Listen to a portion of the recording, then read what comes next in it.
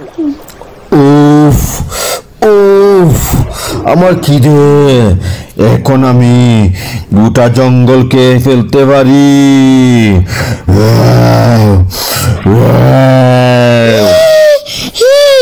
ওহে বাঘ ভাই, পুরো জঙ্গল খেতে হলে বুদ্ধি লাগবে।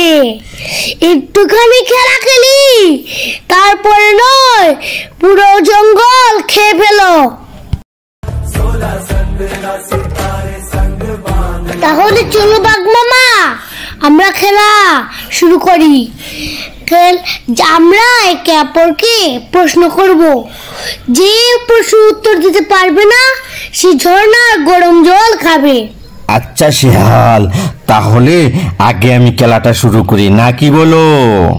শিয়াল, আমি তোমাকে প্রশ্ন করি, বাদর গাছে চড়ে, আমি কিসে চড়ি বলো তো?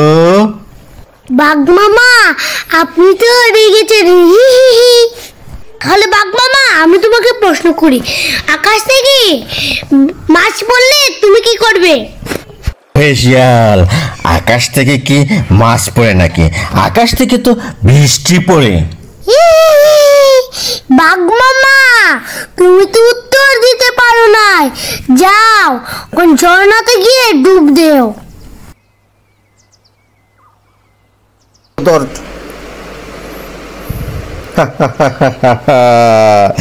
চালাকির খেলায় আমি হেরে গেলাম, কিন্তু দারুণ মজা পেলাম। তাহলে বন্ধুরা, গল্পটি থেকে কি শিখতে পেলে? শক্তি দিয়ে সবকিছু হয় না, চালাকির সঙ্গে মজা করাটা আসলে বুদ্ধিমানের কাজ।